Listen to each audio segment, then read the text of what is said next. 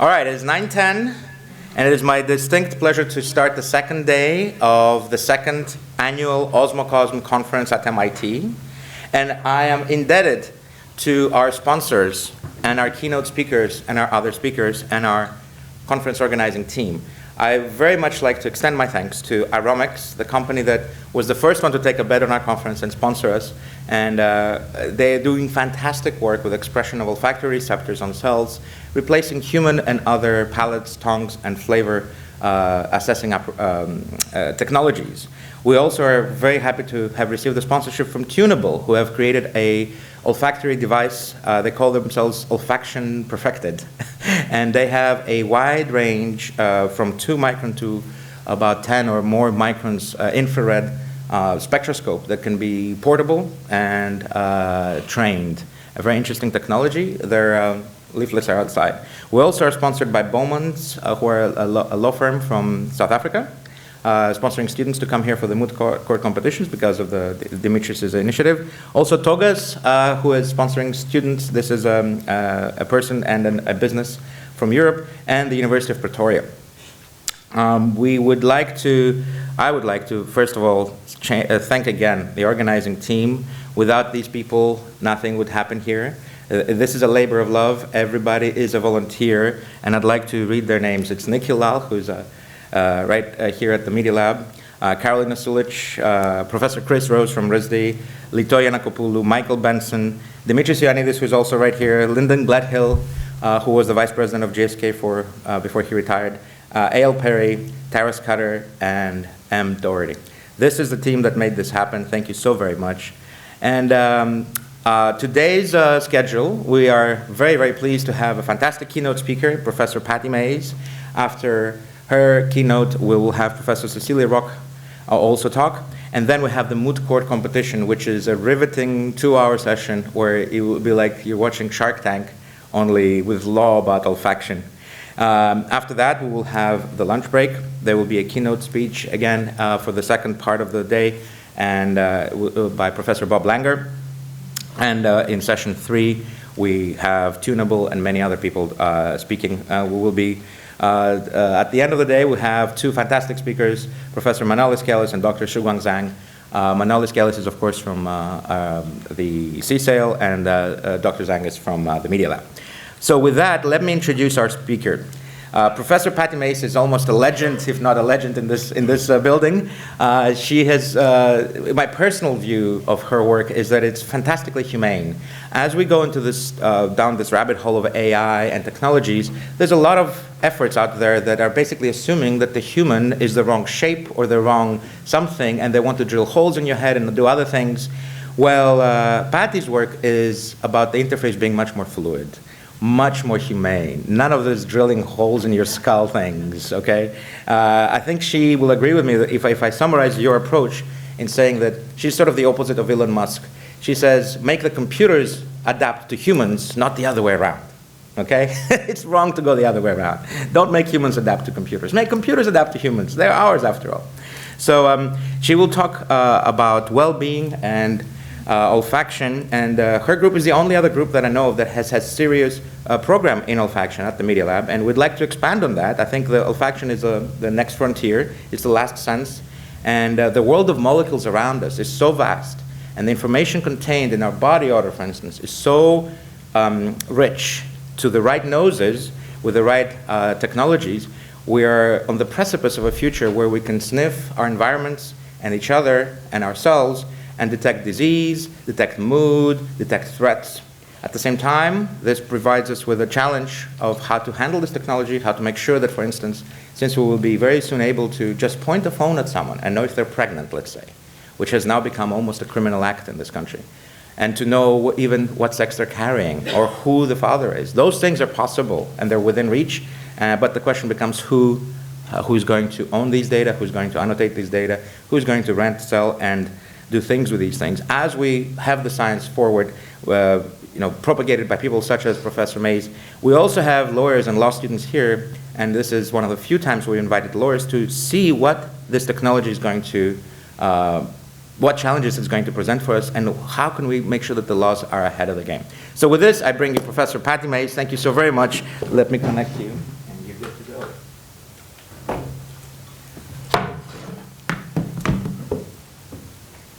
Uh-oh, and everything's shut down.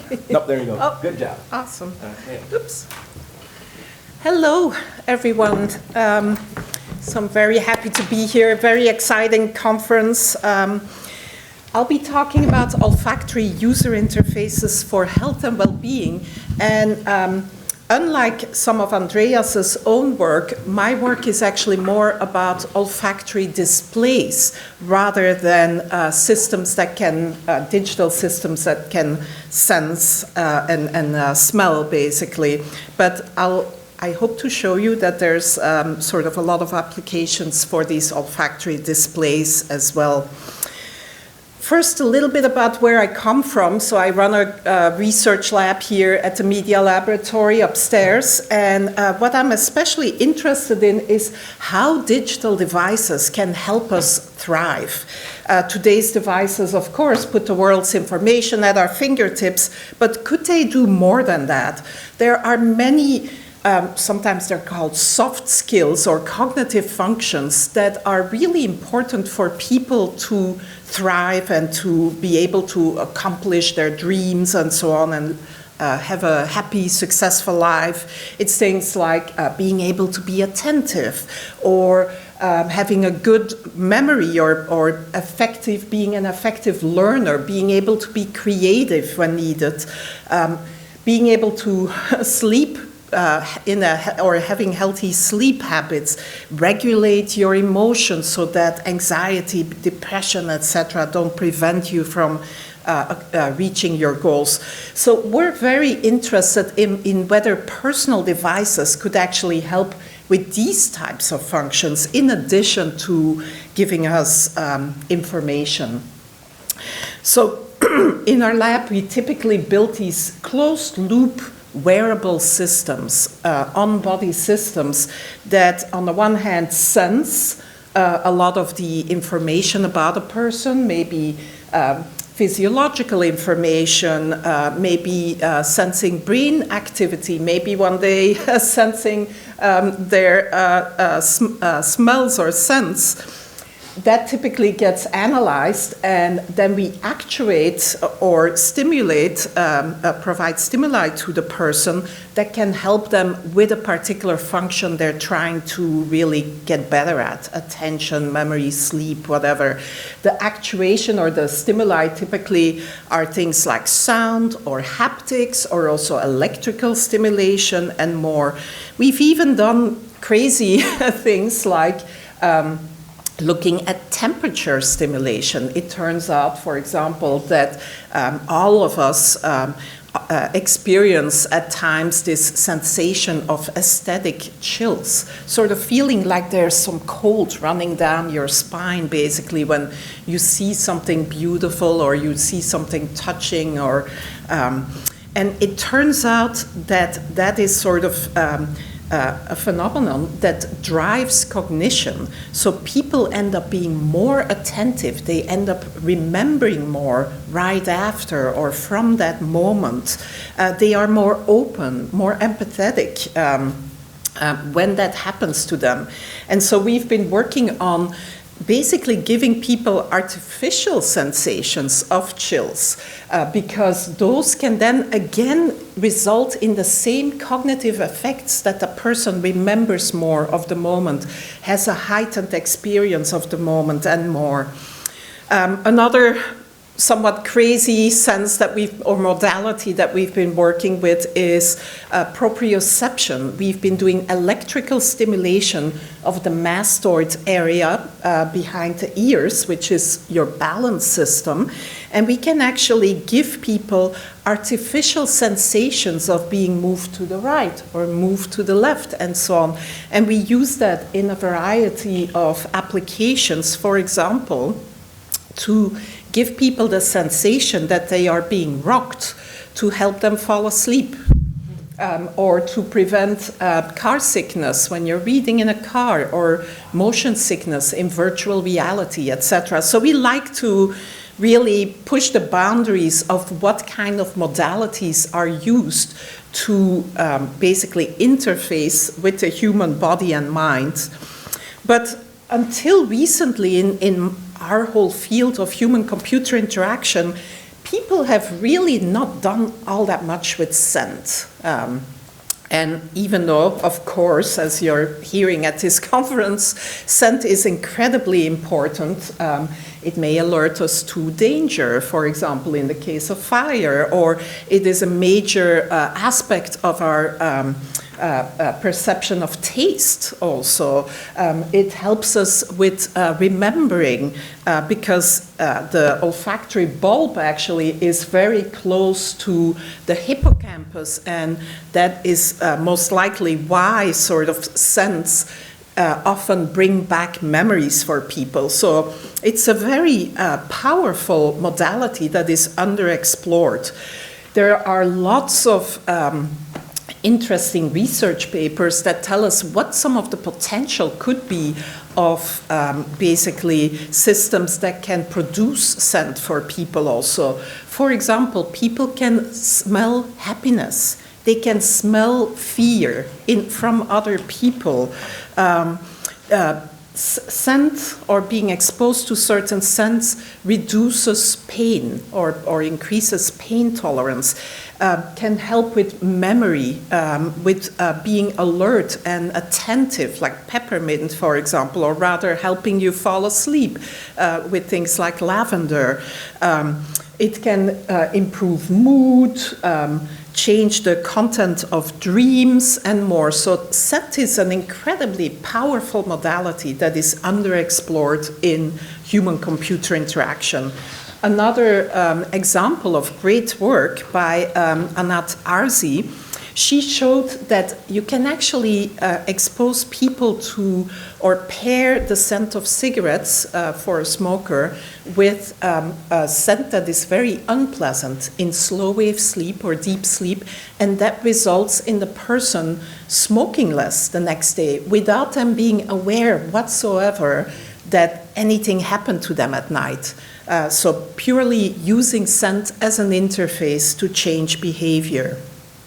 People like Bjorn Rasch have shown that you can do targeted memory reactivation. So you can help people learn and memorize things with scent by basically presenting a scent as a person is learning something, and then reproducing that same scent during slow wave sleep results in the person showing better recall of what they've learned than if you just gave them, say, water or something. So a lot of potential here, but if you look at scent display or smell display interfaces, there actually isn't all that much out there. Maybe the most recent thing was the O-phone, which I didn't include here, which was a little gadget that you add to your iPhone that can add some scent to some messages that you send to someone else. But in general, sort of these scent interfaces have been very bulky, not very usable.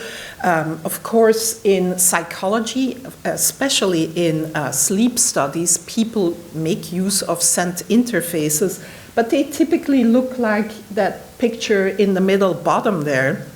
So that's what the person has to wear to engage in one of these experiments, or to be a subject in one of these experiments. Or on the right, this is from Bjorn Rasch's work that I mentioned earlier. This requires a special sleep lab, a lot of expensive equipment. The person, of course, doesn't sleep all that well with all that stuff on them. And so this really limits the lack of these compact and comfortable technologies really limits what kind of experiments we can do. So the work that will be presenting for the rest of the lecture here is actually the work of one of my students who has graduated now, but is still a research affiliate in my group. Judith Amores Fernandez is a senior researcher now at Microsoft, and she's also a research fellow at the Harvard Medical School at MGH, as well as working here at the Media Lab. And she came into my lab about 7 years ago or so, and basically proposing to do really interesting novel work in this area of personal olfaction devices and looking at different applications for them. So again, going back to our picture, typically we built olfactory user interfaces, and she has been building olfactory user interfaces that sense the physiology or some other aspects of the person's behavior and body and mind. And then the olfactory device can basically process that information and can offer or actuate the scent interface to produce certain scents at certain times based on the person's information to help them with some cognitive skill. The first device that she built was this one, the Essence necklace, which just consisted of one container. And basically, you can either manually just pull the cord to release the scent, or the system also has heart rate variability, electrodermal activity, etc., from a watch, basically, that we pair with the device. And so you can actually, in an automated way, also based on date, time, GPS information, and so on, you can release the scent, decide in what quantity, etc. So it turns out that different people have are different levels of sensitive to scent. Some people are super sensitive and some are not at all. And so it is important with these devices that you can customize things, personalize things based on a particular person. Also, there are associations with different scents. We all have different associations with scent, and some of us may not like roses or lavender, while most of us do. And so it's important to be able to customize the device.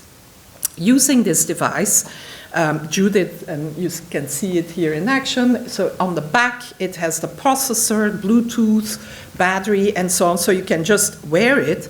And there's the fragrance container, which actually can give you 28 hours of scent, basically wireless communication with a smartphone, etc.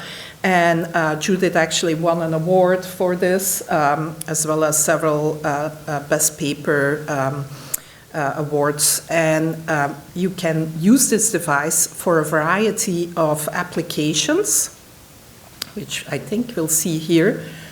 Which involve coupling the device with sensors, like I said, in a closed loop. For example, the Muse for EEG, brainwave activity sensing, or the E4, or you could use a smartwatch wristband, which gives you heart rate, electrodermal activity, heart rate variability. All of those physiological sensors, and EEG included, can tell you whether a person is anxious, stressed, sleepy, alert, etc. And we couple that information basically with the device releasing scent to help the person either, say, calm down, or maybe be more alert if they're driving a car and they need to, they need to be more alert behind the wheel, and so on. So you see the device here in action. So we have the Muse headband, and we can detect with that all sorts of information, including attention, and so on. The device can be used at night as well, based on sleep staging that can be done with the EEG device and so on, to, for example, only release scent in slow wave sleep. The application that I previously mentioned of coupling a scent with learning and then at night reinforcing that learning, it's important that you only present the scent in slow wave sleep.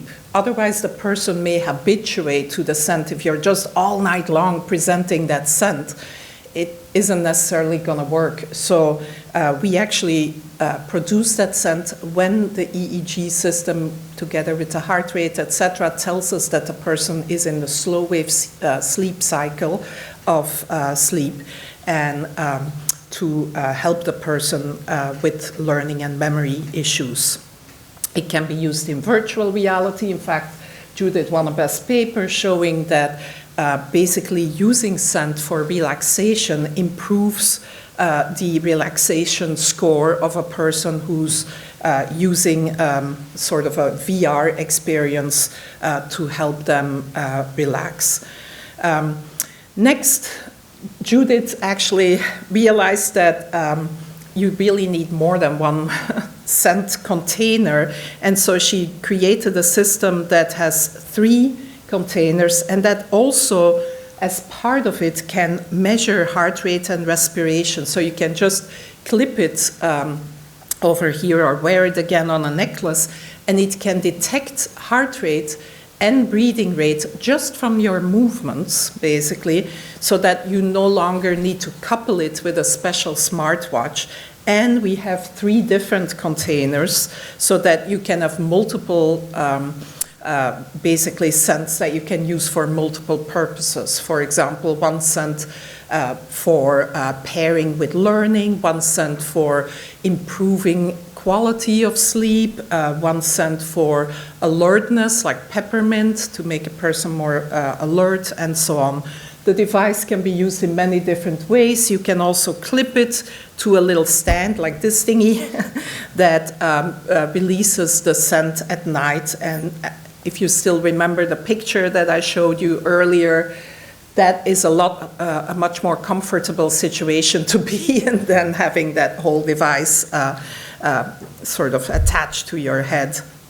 So this shows the build of the system, and there's again an app that goes with it where you can choose scent duration and frequency and do the physiological monitoring. And so you can say things like, if the heart rate is this high and the person is in a car, or if the person is not attentive and they're in a car, then release peppermint. If the person is in slow wave sleep, then release this other scent, etc. You can customize the amount of scent, the duration, all of that. You see the device here being controlled from the smartphone. And we use this system in a series of experiments, again, human subject experiments. We had 40 subjects. And in our first experiment, we just wanted to make sure that people could use this and that it wasn't preventing them from sleeping properly and so on. And so we did that by having people use it. You see some of the pictures there of the different subjects having installed a system where they sleep. And they basically were all, pretty much all of them, satisfied in terms of how well the system worked and how easy it was to set it up and refill it and so on, and use the holder. The majority of people did not wake up because of the scent, which is important. We did customize the scent, the amount of scent actually, based on how sensitive people were. And people were generally not really aware of the device and the smell and the sound while sleeping, so it didn't prevent them from sleeping well. Yet at the same time, the scent does have an effect. We actually collaborated with some other people to show that using our device during sleep, right there on the right, with a person wearing an EEG cap, you can very clearly see on the EEG topography that the scent is changing the sleeping brain of the person. So people that used scent, lavender actually, as opposed to just water in the device, reported an improvement in their sleep quality that was significant. Also, improvement in mood the following day, perceived time to fall asleep, perceived rest, perceived deep sleep. Actually, those were not significant, but still a trend. But mood and perceived time to fall asleep were statistically significant, better in the condition of receiving the scent versus water. We then also did a study about learning in a home, basically using targeted memory reactivation, the idea that I introduced earlier of pairing a scent during the day with the person learning something and then reintroducing that same scent at night. And we built a whole system to do sleep staging using the sensor that we used in this case, the Muse, so that we could release the scent at the right time.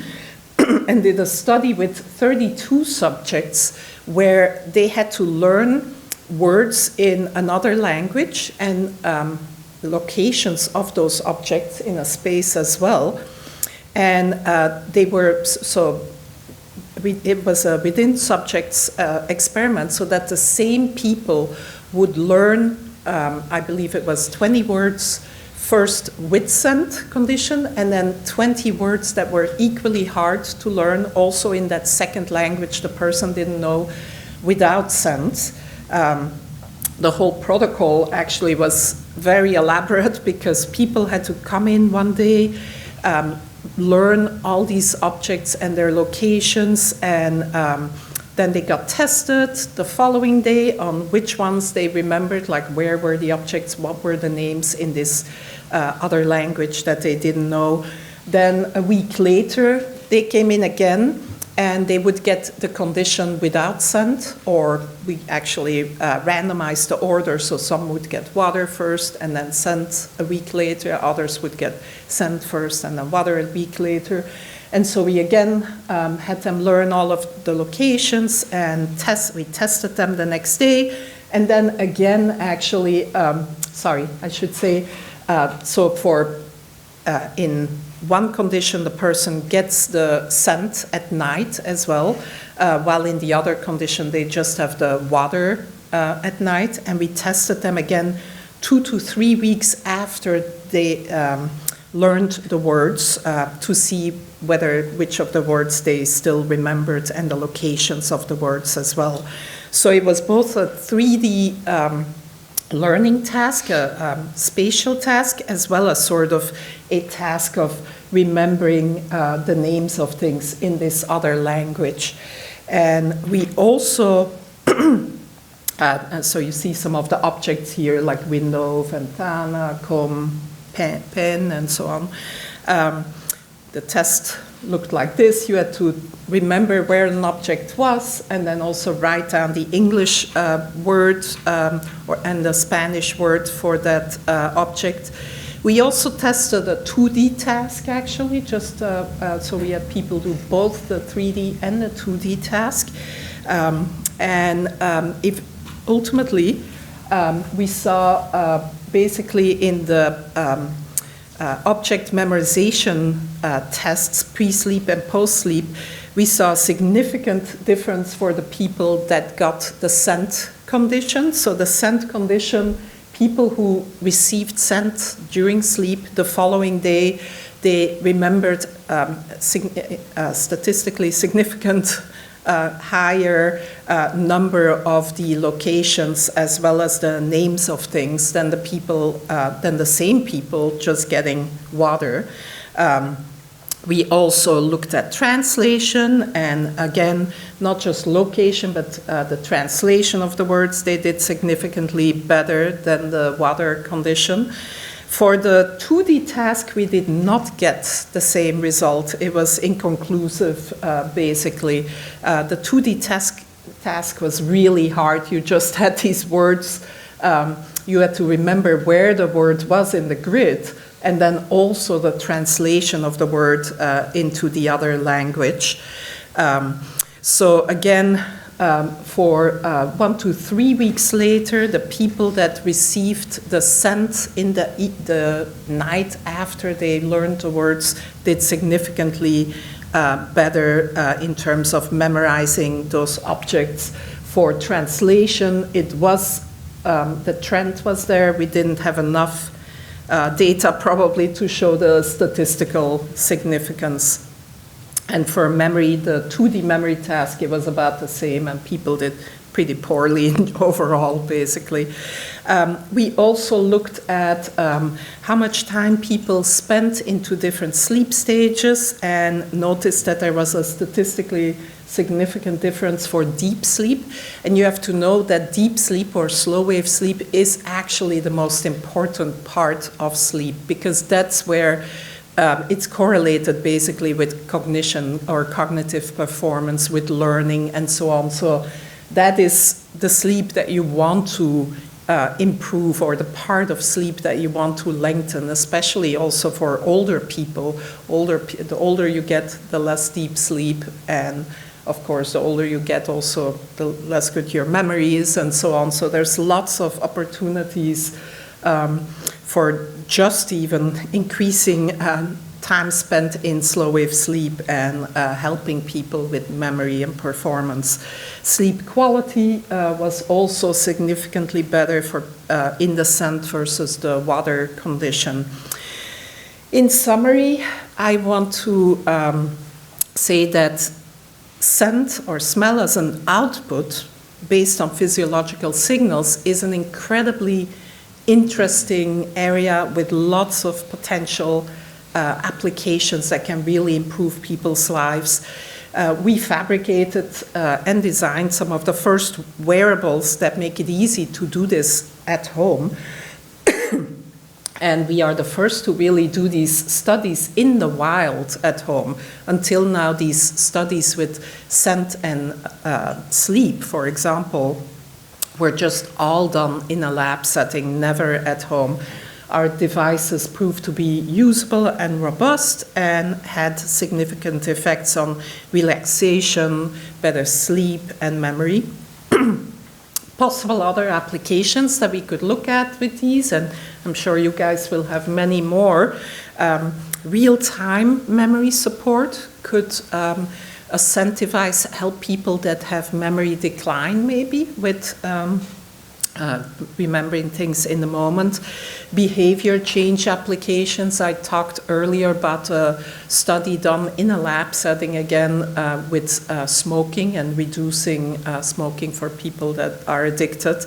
That is still a wide open area that people just haven't gone further because it's so difficult to do these studies, but now this is possible. Maybe we can alleviate respiratory systems or help with asthma by having a device that in the moment can release things based on data about the person. Maybe there's even opportunities for doing small dosage drug delivery in the moment based on what a person's state is, whether they're suddenly super anxious or and need help and so on. So thank you. Feel free to get in touch if you're interested in this work. And yeah, that's the website. So this was a tour de force. Thank you so much. I'm so impressed with Patty's presentation here. And I'll take the first question. I'm sure there's other questions on the internet, but I can try and limit it to one because there's so many. My first comment is that what a robust and rigorous work that was. And a lot of the time in olfaction, we have the problem of it being qualitative. We're trying to understand what kind of smell this is and look at this group and this work, showing you the statistics of it, showing you the error bars. I am so thrilled. I'm a physicist. I'm a little bit of a fetishist with error bars. And this is the first presentation actually we have that has a really robust statistics. Thank you for that. Now, my question is this.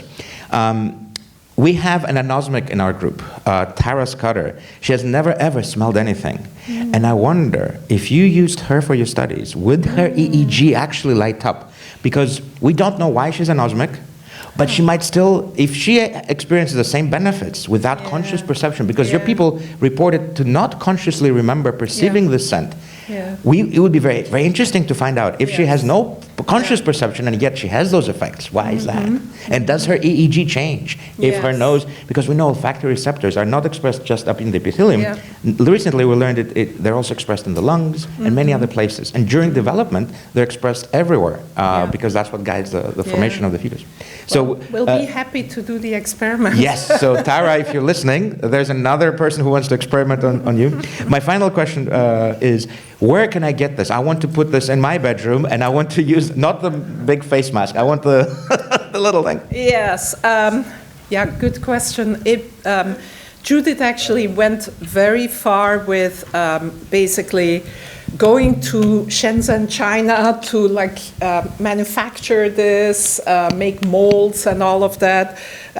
We would need to get some business partners and people that are eager to take this forward basically to really make it available to researchers as a start to do these experiments in home settings. Yeah. Well, Osmocosm community should listen to Professor Mace here. She just asked you for business partnership. This is what Osmocosm does.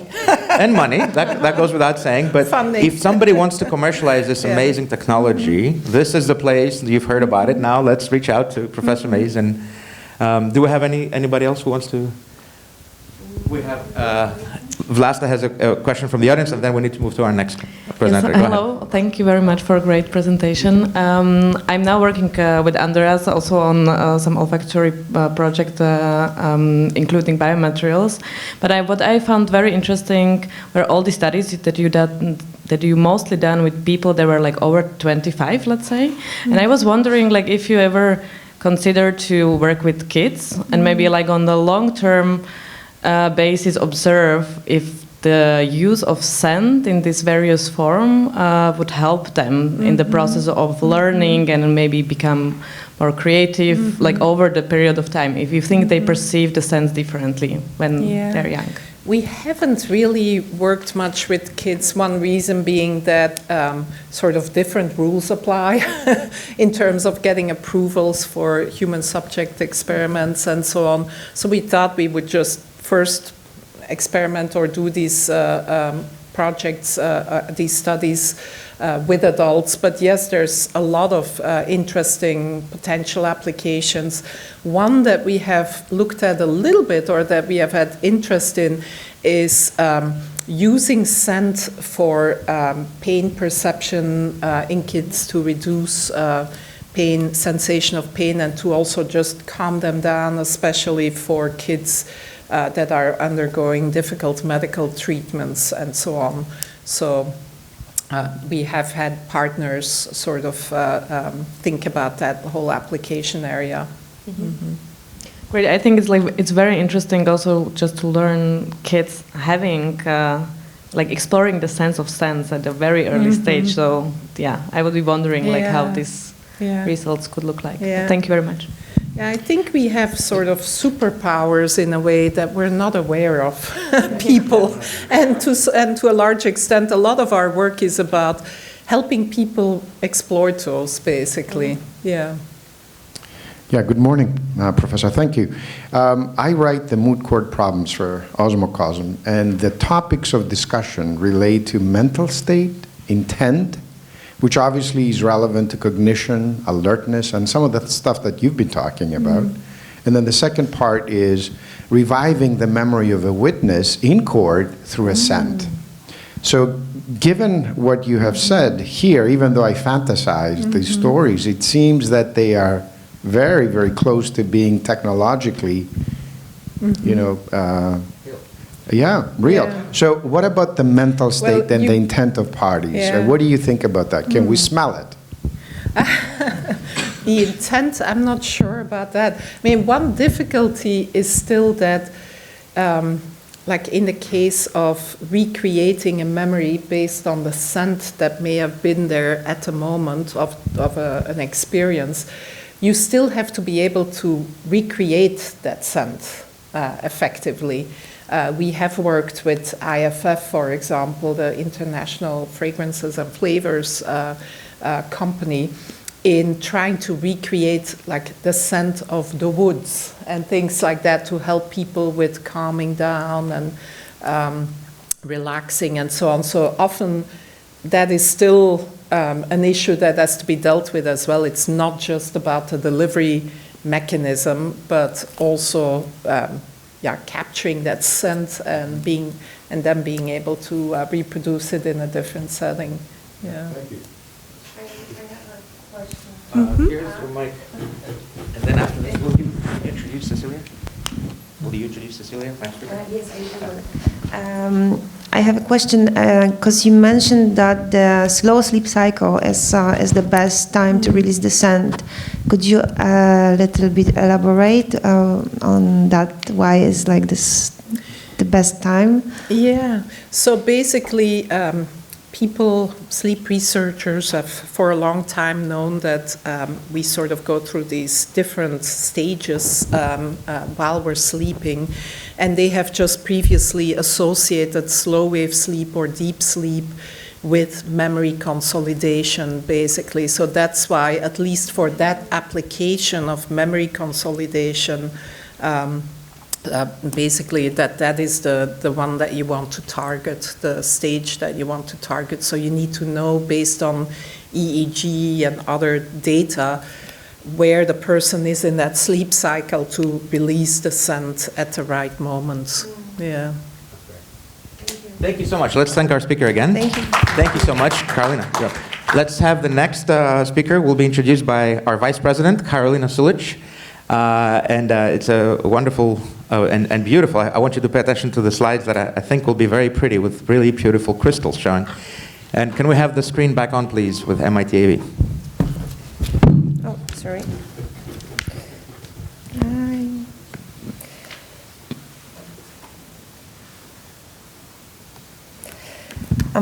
So hello, everyone.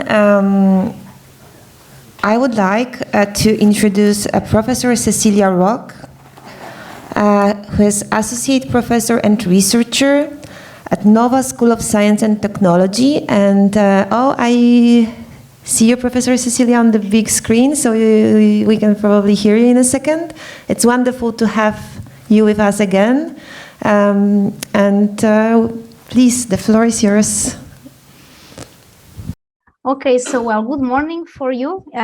For us, it's already afternoon, so thank you very much again for this nice invitation from Andreas and Carolina. So this is a really fantastic community in Osmocosm. I think it's always super inspiring to be at this conference and to attend and listen to the talk. So I'm just going to change a little bit the topic from our previous speaker, although it's obviously all related. And so my short intervention today will be related with scents in the drought. What I want to basically call our attention, it's for, let's say, an universal problem that is typically seen when we deal with chemical sensing of volatile organic compounds. So my talk, it's related with the sense of a smell, of course, but in the perspective of developing sensors that can actually detect these volatile organic compounds. So we look at them as small molecules that are chemical analytes, and so they are represented here by these, circles and squares, etc. So they are all slightly different in their chemical functionalities, and also a little bit in the size, so they have different chemical properties, and these are the properties that you need to somehow be able to pick up in when you develop a sensor. There is, however, a general problem that we have with chemical sensing of volatile organic compounds, and this is the problem of humidity. So humidity is, so it's basically present in our ambient conditions, and also it's particularly important when you want to analyze volatile organic compounds that exist, for example, in body fluids. So we know, for example, it can be in the breath, it can be in urine, it can be even in blood or plasma, and in all these biological fluids, we have about 91 to 95% of humidity. So it means that in reality, when we are trying to analyze and detect particular volatile organic compounds or fingerprints of volatile organic compounds, it's almost like looking and trying to find, a needle in a haystack. And so there are several ways to try to deal with this issue. So when we have the implementation and development of electronic nose devices that mimic, as we know, try to mimic the behavior and the functioning of a normal nose, we have these electronic nose sensors. So the sensors are basically made up of materials that need to change properties in the presence of volatile organic compounds, and these changes in these properties give rise to signals, and these signals are then basically processed and analyzed and fed up into machine algorithm, for example, algorithms, or you can even use other statistical approaches. But nonetheless, how do you deal with this problem of the high content of humidity? So typically you can try to dry out your sample. So in the beginning, you just try to dry your sample before the sample enters in contact with the electronic nose sensors, or you can then try to deal with the data. So you can try to somehow clean your signals and remove or minimize as much as possible the influence of humidity. And I'm just going to present a work that we have done related with the modification and the tuning of the materials that we use for the electronic nose sensors to try to tune the influence of humidity. So for this, we have basically tried to develop an electronic nose like a cyborg, as we have in this image, that could either work in dry or humid conditions. And so the basis of this work is on the type of materials that we used to build the sensors. So we have used materials that are based on ionic liquids. So I don't know if you are aware about ionic liquids. They are basically made up of a positive and a negative charge. So they have a cation and an anion, and they have very important properties. Firstly is that they have very low vapor pressure, which means that they basically do not dry. They have high ionic conductivity and also a very high chemical diversity, as we can see here just in these examples that I've presented. And we can use these ionic liquids basically to dissolve certain polymers and materials and make what we call ionogels. So ionogels are basically this type of materials that are a 3D network that basically results from the entrapment of the ionic liquid within a particular matrix. And the interesting thing about the ionogels is that they maintain the same properties as the ionic liquid.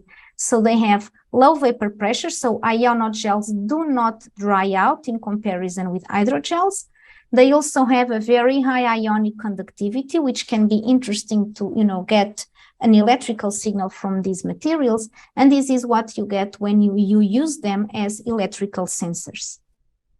And we can use different polymers or molecules to actually assemble these ionogel matrices. So we can use, for example, polymers as gelatin, that give rise to this type of yellowish ionogels that we have here. We can also use, for example, other type of polymers that we isolate, for example, fibrin that comes from this Bombyx mori insect, or we can also even use, for example, peptides that are much smaller molecules. But the example I'm going to present is related with gelatin.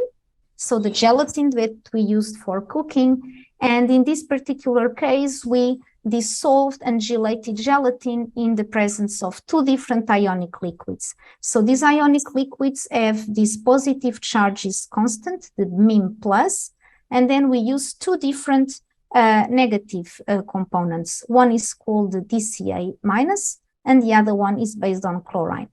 So the difference here, it's only the anion. And the reality is that chloride is actually much more hydrophilic and much more hygroscopic. And this made a complete change in the optical and the electrical signal of this type of ionogels. This year, I'm just presenting here the results for the electrical signal that we get from this type of materials. And what we could see is that in the case of DCA minus, as it is much less hygroscopic and hydrophilic, it's much better to detect volatile organic compounds, both in dry and humid conditions, which does not happen, for example, with the chloride, because in this case, we have a large competition of water molecules that like to bind to this chloride and ion. And so this type of ionogels with the chlorine and ion are not so suitable for sensing volatile organic compounds. So this is just the summary of this short talk that I bring this year. So it's related with the tuning and design of the ionogel materials, their composition, in this case, changing a single anion to make the materials more suitable for volatile organic sensing in dry and humid conditions. So it's everything. So thank you very much for the opportunity. Well, I'm happy to answer any questions you may have. Yes, thank you, Cecilia. That was very powerful. I always love seeing your lectures. I have the effect of humidity and water on the ability to sense VOCs. We've known this for many, many years that, I'm sure you know this too, that dry air doesn't smell. A wet dog smells more because of the volatilization of the odorants that are stuck to the skin and the fur.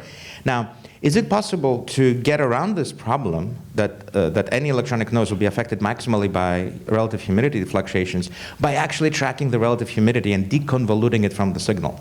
Meaning that if you put a little humidity sensor right there in line with your noses, can you deconvolve the effects of humidity and still recover some of the signal of the VOCs? Thank you, Andreas. Of course, this is one of the approaches that is done at the moment. Usually the difficulties are, in using this approach that is valid, okay, in certain situations, is that sometimes your volatile organic compound really exists in very low amounts in comparison with the amount of humidity that you have. So the interference might be so high that it's difficult to make this deconvolution. But of course, I think it needs to be seen on a case-to-case. That's a very universal. Yeah, it's a fair answer.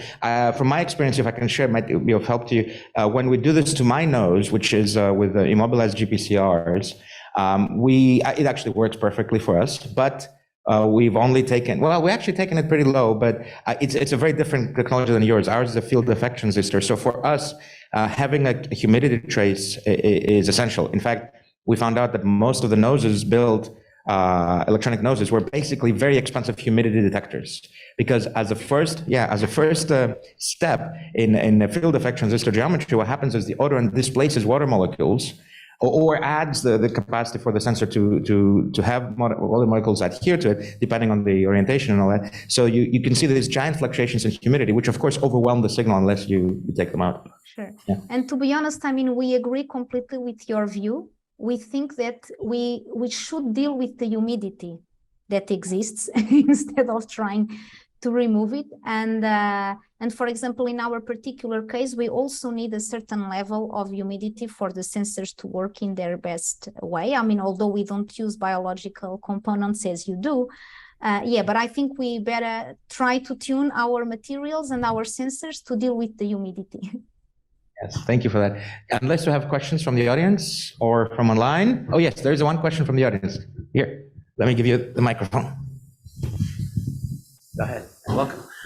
I know who you are. Is it possible at all for there to be a section of the sensor where humidity is entirely equalized, where it reaches an equilibrium by either inserting more vaporized water into a section of the sensor earlier on, or decrease the amount of the humidity, so that way you can like stabilize all humidity rather than have to denoise it later on? It wouldn't be easier to do that ahead of time rather than after the fact?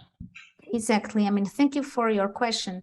That's exactly one of the approaches that I have indicated. I mean, you can try to somehow dry your sample before it enters in contact with the sensors, and you may do a complete removal of water, or you can try, as you were suggesting, to somehow take the humidity to a certain level that it's sort of, more or less constant. It's not very easy, it depends a lot on your setup, but I mean, obviously that's one of the approaches that you can take, and we've been also working a little bit on that. So trying to have it at a certain level that it's always the same, so you don't have so much fluctuations.